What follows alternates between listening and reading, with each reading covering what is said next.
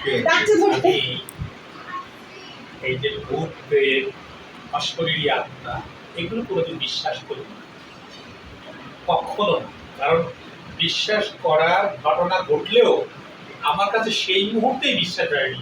পরবর্তীকালে মনে হয়েছে যে যেগুলো ঘটনা ঘটে গেল আমার সেই মুহূর্তে কেন ভয় বা বিশ্বাস কেন জাগলো না। পরবর্তীকালে আমি যখন অ্যানালাইসিস করছি তখন মনে হচ্ছে সত্যি তো এই ঘটনাগুলো তো বিশ্বাসযোগ্য, তা সত্ত্বেও কেন আমার ওই মুহূর্তে বিশ্বাস না হয়ে আজকে এতদিন বাদে সেটা বিশ্বাসের জায়গায়, এতদিন মানে মানে এত বছর নয়, হয়তো তার কয়েকদিন বাদে তখন মনে হচ্ছে যে এই ঘটনাগুলো ঘটলো, অথচ আমি সেই সময় যদি বিশ্বাসটা হতো তাহলে ভয় পেতাম, কিংবা আমার অন্যরকম ঘটনা হতো। যেমন আমি আজকে এই কথাটা বলছি কারণে 24টি ধর্ম নিয়ে, পৃথিবীর 24টি ধর্ম নিয়ে আমি গবেষণা করেছি, যেটা ডিলিটের কাজ। এখনো ডিগ্রিটা আমাকে দেয়নি, মানে ভাইবা হলে দেবে আর কি। এখনো আপনি জানেন যে এই ঘটনা হচ্ছে সর্বোচ্চ ডিগ্রি পৃথিবী কেউ দিতে চায় না, যাদের নেই তাদের হাত দিয়ে যাবে, বেদনা আছে তো একটা। যাদের নিজেদের নেই তাদের হাত দিয়ে আরেকজনকে দিতে একটু কষ্ট হয় মানুষ। সেই জন্য এই বছর কয়েক বছর প্রসেসেই আছে। কালকে খবর পেলাম চেষ্টা করছে আগামী 1-2 মাসের মধ্যে হবে। আমি তো ভাবছি আর কত ওয়েট করবো।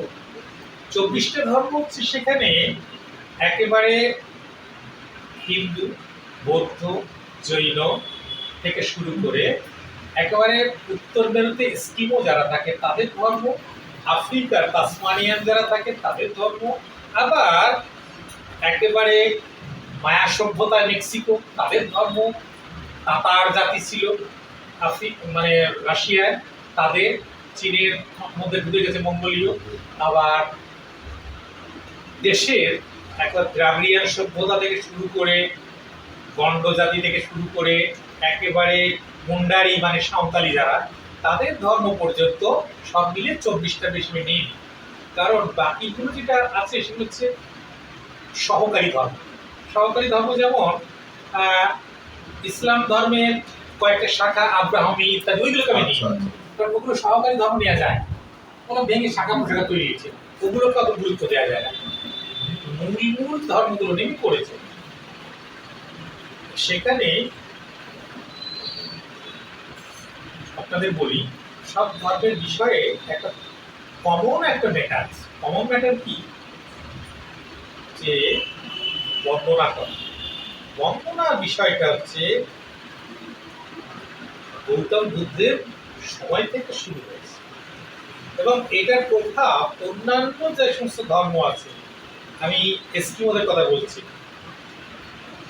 মানে বৃহত্তর ভারতবর্ষের যতগুলো সাহিত্য, সঙ্গীত, গান, নাটক প্রথমেই বুদ্ধ বন্দনা করে হতো। এই বুদ্ধ বন্দনা বৌদ্ধ ধর্মের যখন অস্তমিত সময় ব্রাহ্মণ্যবাদী কিংবা অন্যান্য ধর্মের যখন প্রভাব বেড়ে গেল, তখন বৌদ্ধ শব্দটা সরিয়ে তখন তারা অন্যান্য নতুন দেবদেবীর বন্দনা, কিন্তু বন্দনার ট্র্যাডিশনটা রয়ে গেল। বেদ তো বুদ্ধের বিরুদ্ধে আগের থেকে ছিল, সেটা তো বন্দনার গল্প। বৈদিক সাহিত্যে বন্দনার কোনো গল্প নেই। বন্দনা কিন্তু ভগবান বুদ্ধদেবের সময় করে সব জায়গায় এটা প্রভাবিত হয়েছে। সুতরাং এই যে হিন্দু সমাজ সব জায়গায় তাদের যা কিছু আগে বন্দনা করে, চতুর্দিক বন্দনা থেকে শুরু করে, বাপ মা বন্দনা থেকে শুরু করে, দেবদেবীর বন্দনা থেকে শুরু করে সব কিছু, এমনকি একটা পাঁচালি করতে গেলেও আগে বন্দনা খণ্ড থাকে, একটা কাব্য লিখতে গেলে বন্দনা খণ্ড থাকে, কিন্তু বুদ্ধের থেকে অনুসরণ করে। তো এটা কিন্তু এই বিষয়ে অন্য কেউ গবেষণা করেনি কি করবে, এই জন্য পড়লে আপনারা শুরু করবেন। এটা একটা বিষয়। আর একটা বিষয় হচ্ছে যোগ। পতঞ্জলি ও কি করেছে নাকি যোগশাস্ত্রের প্রবক্তা, মোটেই খ্রিস্টপূর্ব 200 বছর আগে পতঞ্জলি এই যোগের বিষয়টাকে তালিকাভুক্ত করে লিপিবদ্ধ করেছে। কারণ এই যোগ খ্রিস্টের প্রায় 500 বছর আগে গৌতম বুদ্ধ যোগ করেছে, তার চাইতে 1000 বছর আগে জৈনরা যোগ করেছে। এবং আমি জৈনদের সময়কার একটা ঘটনা বলি। জৈনদের প্রথম দিকের যে ধর্মগুরু যারা, তাদের মধ্যে একজন অত উল্লেখযোগ্য নয়, তার নাম হচ্ছে নেমিনাথ। নেমিনাথ হচ্ছে কৃষ্ণের বাবার একটা সন্তান, যে সন্তানকে বাড়িতে তোলে। কৃষ্ণের বাবা অনেক জায়গায় বিয়ে করেছিল, ব্যাস সম্প্রদায়ের মহিলাকে বিয়ে করার জন্য সেই তার সন্তানকে বাড়িতে জায়গা দেয়নি, স্ত্রীকে জায়গা দেয়নি। সেই সন্তানের নাম জরা বেদাতে কৃষ্ণের মৃত্যু হয়েছে। তেমনি নেমিনাথ হচ্ছে ফিশারম্যান কমিউনিটি, কৈবর্ত ফিশারম্যান কমিউনিটি মেয়ে বিয়ে করেছিল বলে তাকে বাড়িতে তোলে। তার সন্তান হচ্ছে নেমিনাথ। এ কি করেছিল? যোগ সাধনা করে তারপর সে জৈন হয়ে যায়। কৃষ্ণের কিন্তু একটা ভাই। আর এই যে কৃষ্ণের যে কালগুলো আপনি দেখছেন, এই কালটা কিন্তু বেশি পুরনো। খ্রিস্টপূর্ব 1000-এর মধ্যে থেকে খ্রিস্টের জন্মের 200 বছর পর এইগুলো চলছে লেখালেখি, বেশি পুরনো। আমি কিন্তু এই জন্য বলছি নেমিনাথের কথা কিন্তু আপনার একেবারেই জৈনদের এই পুরো কাহিনীতে আছে। এটা কিন্তু কোনো পৌরাণিক গল্প না। আপনি জানেন মহাবীর, পার্শ্বনাথের কাল্পনিক গল্প, কিংবা আপনার বাংলাদেশের বরিশালের মৎস্যেন্দ্রনাথ, মীননাথ যার ডাক না, এই মৎস্যেন্দ্রনাথ ওখান থেকে হেঁটে হেঁটে তিব্বতের মানস সরোবরের ওখানে গিয়ে শিবের কাছ থেকে যে যোগ সাধনা লাভ শিখেছিল, যে জলের মধ্যে সে বসবাস করতে পারে, এত যোগ শিখেছিল। নেমিনাথ তো এখানে এটি শিখেছে। শিবকে যে হিন্দুদের দেবতা বলা হয় মোটেই না। কেন নয়? ইনি হচ্ছে আদি দেবাদিদেব, সবচেয়ে আদি পর্বতের উপরে যার অবস্থান এবং এর জ্ঞান চর্চার গোষ্ঠী, এই হচ্ছে যোগের প্রথম সূত্র। কারণ এই আদি যে যোগসূত্র, যেটা এই যোগের বিষয়টা কি শিবের যে যোগ, এই যোগটা আমি এস্কিমোদের মধ্যে পেয়েছি, মায়ান সভ্যতায় পেয়েছি, তাসমানিয়ানদের পেয়েছি, আবার জাপানের শিন্ডো সম্প্রদায়ের মধ্যে পেয়েছি। শিবের যে যোগ মানে কত প্রাচীন, যে আদিম জনজাতি, তাদের যে লোকজন চারিদিকে একটা কমিউনিকেশন ছিল, সেই যোগের দ্বারা তার কিরকম। যেমন এস্কিমোদের কেউ মারা গেলে এস্কিমোরা উত্তর মেরুতে থাকে, শুধু ইগলু বরফের মধ্যে থাকে। এবার তাদের শরীরটাকে বরফের একটা গর্ত কাটবে, গভীরেও বরফ, সেখানে মানুষটাকে যোগাসনের মতো করে বসিয়ে দেবে, দিয়ে তার উপরে বরফটা বসিয়ে দেওয়া, যেটা বৈষ্ণবদের করা। এবার শুনে বৈষ্ণব অনেক পরে, মানে প্রাচীন। এইবার তার উপরে ওদের যে ধর্মগুরু, সে তার উপরে যোগাসনে বসবে। যোগাসনে বসে সে তখন কি করবে? ওদের মাথায় হাতে গোনা 3টি দেবতা আছে। একজন হচ্ছে তাদের জীবন, সমাজ, সভ্যতা, খাদ্য ইত্যাদির এক এক দেবী, আর সূর্য, আর অগ্নি, আর হচ্ছে ঝড় বৃষ্টি, এই কটা দেবতা। আর এই সূর্য, অগ্নি, ঝড় বৃষ্টি পৃথিবীর যত ধর্ম আছে তার প্রাচীন দেবতা, যতগুলো আছে আপনি যাই বলুন। আমি একেবারে পুরোনো থেকে শুরু করে পৃথিবীর প্রত্যন্ত সব কমন এটা। এইবার উনি বসে ওই যে দেবী, ওই দেবীর কাছে 3টি দেবতা আর একটা দেবী। আচ্ছা, এই দেবীর সঙ্গে দেবতার কোনো কিন্তু বৈবাহিক সম্পর্ক কিচ্ছু নেই, যে লক্ষ্মী মানে বিষ্ণু ওরকম। ওই ধর্মগুরু, তার নাম হচ্ছে শ্যামন। এই শ্যামন হচ্ছে সবচেয়ে আদিমতম ধর্মগুরু পৃথিবীর। সব দেশে এটা ছিল সর্বপ্রাণবাদ, মানে সমস্তের মধ্যে তারা প্রাণ অনুসন্ধান করে দেয়। তিনি যোগাসনে বসে তখন কি করবে বলছে, কোনো মানুষ সশরীরে দেবতার কাছে পৌঁছাতে পারে, সশরীরে কারণা দিতে পারে না, কিন্তু যে মারা গেছে ওর আত্মাটা আছে, সেই আত্মাকে জাগরণ ঘটাবে তার সমাধির উপর বসে, যোগাসনে বসে ওই আত্মাকে ভর করে সে দেবীর কাছে পৌঁছাবে।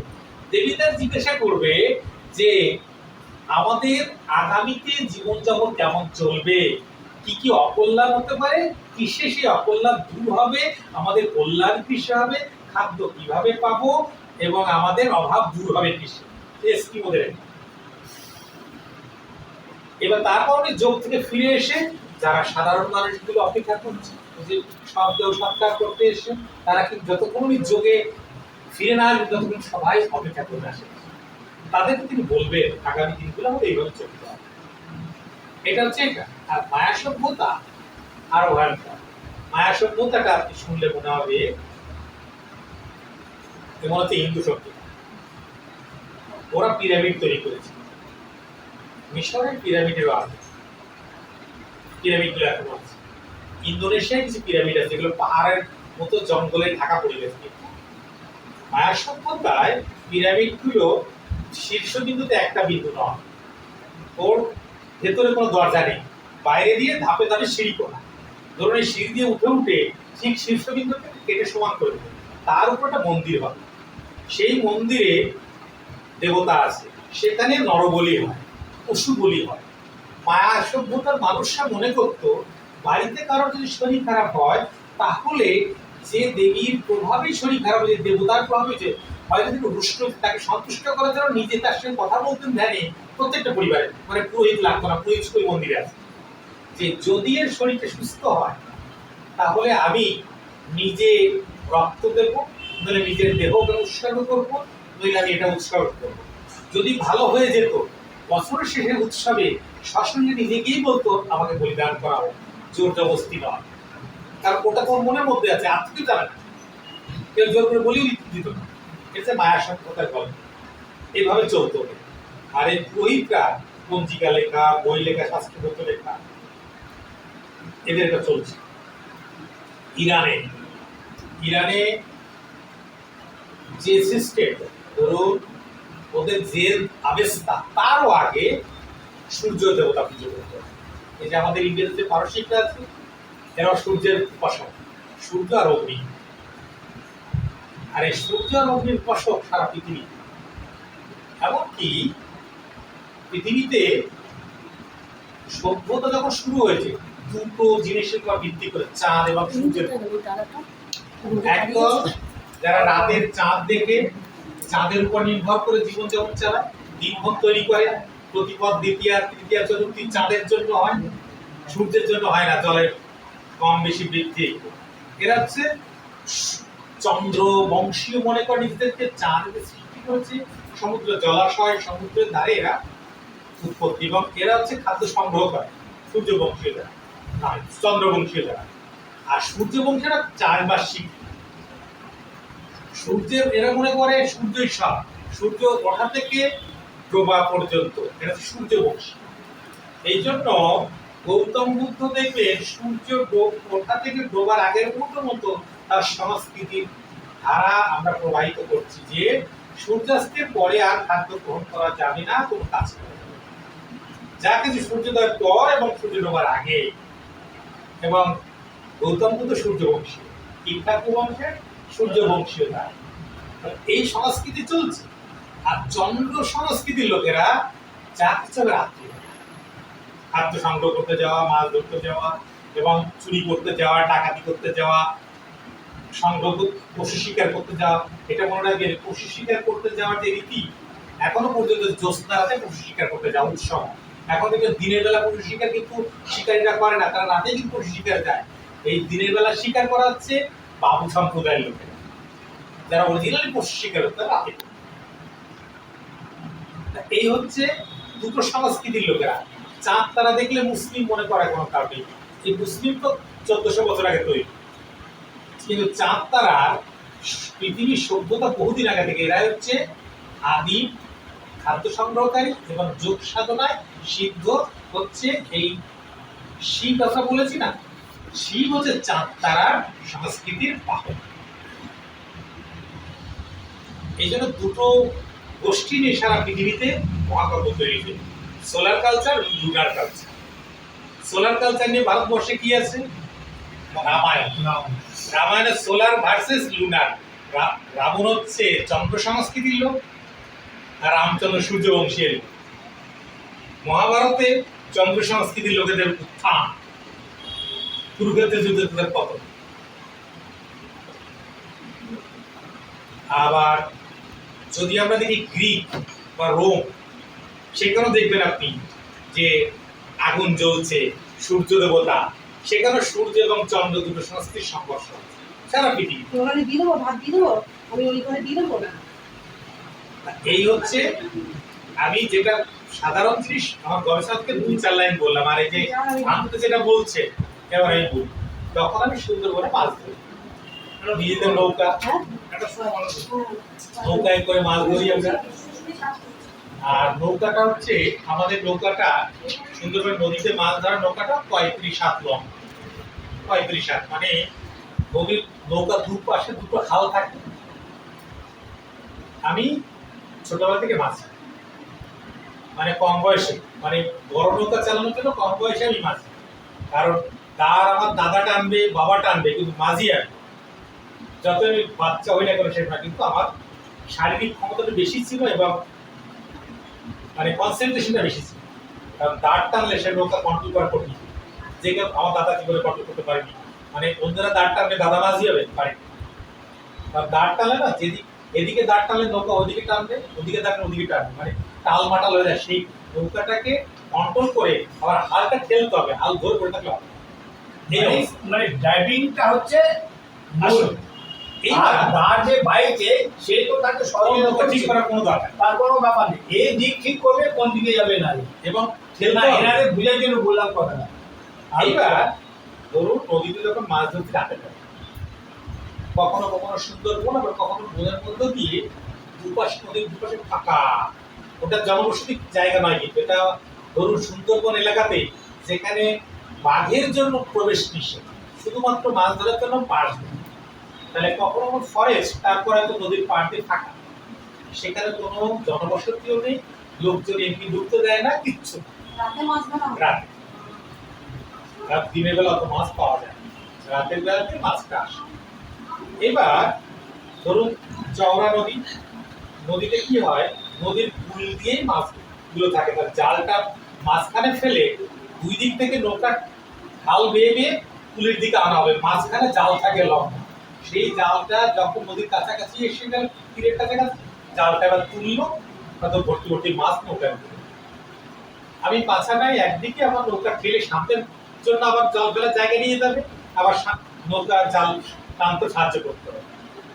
হঠাৎ দেখি কোদাল দিয়ে মাটি কেটে রাখার পর শুকিয়ে গেলে যেমন মাটির চাইগুলো শক্ত পাথরের মতো হয়ে যায়, চাইগুলো দুমদাম করে আমার পায়ের কাছে পড়ছে, সামনে পড়ছে, এখানে পড়ছে, নৌকার উপরে পাশেও পড়ছে, আমার গায়ে কিন্তু একটা লাগছে। আমি কিন্তু নৌকা বেয়ে যাচ্ছি মাঝে মাঝে, আবার যখন নদীর পাড়ের দিকে যাচ্ছি তখনও পড়ছে, আবার যখন ঠেলছি তখন আমি দেখছি কোত্থেকে পড়ছে। থাকা যায়, জঙ্গল নয় যে জঙ্গলে লুকিয়ে দেই করবে, কিন্তু দুর্দা সে পড়ছে এটা আমি দেখতে পাচ্ছি, মানে আমার দৃষ্টিতে পড়ছে এইটুকুর মধ্যে, এইখান থেকে যেটা পড়ছে, কিন্তু আমি বুঝতে পারছি দূর থেকে তাহলে তো এইখান থেকে পড়বে না, আকাশ থেকে কিন্তু পড়ে না। আরে আমার নৌকা বেয়ে যাচ্ছি, আর আমার বড়দা বাবা বলছে নৌকা তুমি টানো, ফেলে যাও নৌকা। আমার বড়দা একটু হাত উই, বাবাও বুঝতে পারে, কিন্তু বাবা বলছে নৌকা এখান থেকে খালো, এখানে খারাপ জায়গা, খারাপ জায়গা, এখানে বেশি মাছ পড়ছে, আরেকবার না বলছি সরে যাও, আমার বলছে তাড়াতাড়ি টানো তুমি, আমার টানবো কি, আরো মাছ আছে, জোর জবরদস্তি আবার। এবার এরকম মাছ ধরবার হয়তো বাবা হয়তো যখন আমি ঠিক মাছ ধরতে সকালবেলা এবার বাজারে বিক্রি করতে অনেক নৌকা বেয়ে এসছি, তখন বলছে এসব খারাপ জায়গা, তুমি কথা শোনো না কেন, তোমার নাই ভয় নেই, হয়তো ভয় করে। এবার তখন আমার রিয়ালাইজেশন হচ্ছে যে সত্যি তো, তুমি জানো তোমার বুদ্ধি নেই, ফাঁকা জায়গায় করতে গিয়ে পড়বে মাটিতে, কোনো লোক দেখতে পাচ্ছি, কোনো ডাকাতও নয়, চোরও নয়, তোমার ভয় করে না, মানে কিসের ভয়? পরে তারপর গঙ্গাতে যখন মাছ ধরছি তখন আমি 6 এ এরকম গঙ্গার পাড় দিয়ে বিড়লার ফ্যাক্টরি আছে, বিড়লার ফ্যাক্টরির ওখানে এত ফাঁকা জায়গা, ওখানে আগে প্রচুর মানুষ কেটে কেটে ফেলা হয়, মানে এমনটা দুর্ধর্ষ টাইম ছিল যে টাইমটাতে কংগ্রেস পিরিয়ডে বলে না, মানুষ কেটে কেটে যা কেটে ফেলতো, নকশাল আমলে যা করতো। এবার যখন আমি মাছ ধরে ঠিক ওই পার দিয়ে আসছি নৌকা বেয়ে, বাবার জিমোচ্ছে, সবাই জিমোচ্ছে, আর আমার আবার একটু ঘুম কম ছিল, আমি নৌকা বেয়ে বেয়ে যাচ্ছি, বাবা বলছি জীবন অবস্থা বলছে এখানে জঞ্জাল দেখতে পাচ্ছি, তুমি নৌকা এখানে তীরের থেকে দূরে নিয়ে যাও, তুমি মাঝখানে নৌকা পাও, কারণ মাঝখানে স্রোত বেশি, উল্টো দিকে যাচ্ছে, নদীর পাড়ের স্রোত কম, উল্টো দিকে যদি নদীর পাড়ে যেতে হবে। বলছে বলছি শোনো, তুমি ওদিকে যাও। বললাম ঠিক আছে, এদিকে একটা ছায়া আছে, আমি এদিকে যাবো। তুমি কথা শোনো না, ঠিক এইটা আমি যখন ওখানে এসেছি, এবার আরো কিছু নৌকা তারা মাছ ধরে, তারা অনেক দূরে আছে, তারা দূর থেকে আমাকে দেখে এই এই করছে। আমি যাচ্ছি, যাওয়ার পরে পৌঁছে পর, আরে তুই এই কথা আসিস, জানিস ওখানে কি আছে? এটা তুই ব্যাপার বুদ্ধি গেল কবি, তুই এখানে এরকম করিস, তুই জানিস ওখানে কি হলো কি? আরে ওখানে ভূত ভর্তি, তোর নৌকার ডুবে তোর অবস্থা খারাপ করবে। আমি দেখলাম কয়েকবার যে যেমন হঠাৎ করে একটা ঘূর্ণি বাতাসে মাটি ধুলো ঘুরে ঘুরে উপর দিকে চলে যায়, হঠাৎ করে দিকে আশেপাশে জলের মধ্যে থেকে হঠাৎ জল পাক খেতে খেতে খেতে উপর দিকে যাচ্ছে, ছোট ছোট বড়। তাহলে আমি তো হয় হয়তো গরমে বাতাসটা হালকা উঠে গেছে, তখন আমি শিক্ষিত, এটা বলা যায় কেন ঘূর্ণিঝড় হয়, সেই জন্য অন্য বাতাসগুলোর সঙ্গে ঘুরছি। হচ্ছে না, একই রোগ তো এই এত জায়গা জুড়ে পড়ছে, কিন্তু ওই জায়গায় কেন রোগ পড়লো, তোমার ওই জায়গায় ঘুরছে কেন? তুমি যখন তোমার পড়াশোনার গল্প দেবে, তাহলে তুমি একই রকমের তত্ত্ব সব জায়গায় খাটবে, ওই জায়গায় কেন খাটাতে গেলে? ওই জায়গায় আমার তো গাছের ছায়া পড়ছে, ওই জায়গায় তো হওয়াই উচিত না। বরং যে জায়গায় বেশি রোদ সেই জায়গায় ওটা ঘূর্ণিটা হওয়া উচিত, সে জায়গায় কেন হচ্ছে না? আর নদীর যেখানে বাঁক নেয় সেখানে জল ঘূর্ণি হয়, ওই জায়গায় তো বাঁক নয়, ঘূর্ণি হবে কেন? বললাম তাই তো। বলছে বলছে এবার দেখ তো কোনো ঘূর্ণি আছে এখানে, আমি পৌঁছে গেছি। বলছে না, তখন ছিল কেন তোকে মেরে ফেলতে। কিন্তু বিশ্বাস করো, আমার তখন কোনো রিয়েলাইজেশন না, বিশ্বাস এরকম ভাবতে গেলে শুনে ভাবছে যে আরে এগুলো তো সত্যিকারের হয়। এটা আমার বাবা বিশ্বাস না, আমি আমার শেষদা, আমার পর্দা, তারা কিন্তু একদম 100% এখন বিশ্বাস। এখনো তারা রাতে রাস্তায় একা থাকতে সাহস পায় না, বাইরে বেরোতে সাহস পায় না, তাদের মানে লোকজন যখন নেই। কিন্তু আমার কিন্তু আজও পর্যন্ত ওই ভয়ের ভয় পায় না। এমনকি রেল লাইন দিয়ে আপনাকে বলি, ব্যান্ডেল থেকে আমি হেঁটে হেঁটে জিরাটে যাচ্ছি, মানে প্রায় 25 কিলোমিটার আমি রেল লাইন দিয়ে হেঁটে যাচ্ছি, কারণ লাস্ট টাইম ফেল করেছি। আর রেল লাইন দিয়ে একমাত্র সোজা, হাতে ছোট্ট টর্চ, তাই নিয়ে যাচ্ছি, শুধু সাপের ভয়টার জন্য। আমার কিন্তু কোনো ভয় নেই। এটা আমি সেই সময় বলি, এখন তো আমি চাকরি দিয়ে ধরুন বন্ধ হয়ে গেছি, ওইসব জীবন যেমন করি না, তখন এইগুলো আমার এইগুলো যদি অ্যাডভেন্স করতে যাচ্ছি তা না, নর্মাল লাইফ আমার।